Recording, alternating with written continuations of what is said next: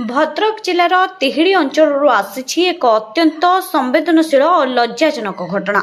जड़े नाबालिका गण दुष्कर्म अभियोग में पुलिस 2 जन अभियुक्त गिरफ्त करछि। उभय अभियुक्त तिहिड़ी बजार ड्रेन निर्माण काम श्रमिक भाव कार्य करुवा सूचना मिली। प्राथमिक सूचना अनुसार टेंट पकाई रहुतबा एक परिवार नाबालिका 2 जन अभियुक्त जोरपूर्वक सेठारु निजे दुष्कर्म करथिबा अभियोग होइछि। घटना समय जड़े स्थानीय व्यक्ति 2 जन को संदिग्ध अवस्था से स्थान दौड़ी पलाई जाउथबा देखिथिले। परे से नाबालिका उद्धार कर सहयोग करथिले एवं तुरंत पुलिस को खबर देथिले। खबर पाई तिहिड़ी थाना पुलिस घटनास्थल में पहुंची तदंत आरंभ करबा सह 2 अभियुक्त को काबू करथिला।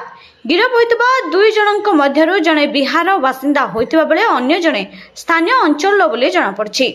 उभय तिहिड़ी बजार चलथिबा ड्रेन निर्माण काम श्रमिक भाव नियोजित थिले। पुलिस पीड़िता को आवश्यक चिकित्सा परीक्षा पई पठाइथिबा बेले मामलार समस्त दिग को नहीं तदंत जारी रखिछि। ए घटना पर समग्र तिहिड़ी अंचल में चांचल्य खेली जाइछि। पुलिस कहिछि तदंत आधार रे आईन अनुसार परवर्ती कार्यानुष्ठान कराजिबो। नमस्कार, स्टार ओडिया न्यूज पाई ओडिसार समस्त जिला और ब्लॉक रे रिपोर्टर आवश्यक। आम टीम रे जोड़ी हेबा पाई आज ही तळे थिबा नंबर रे जोगाजोग करंतु।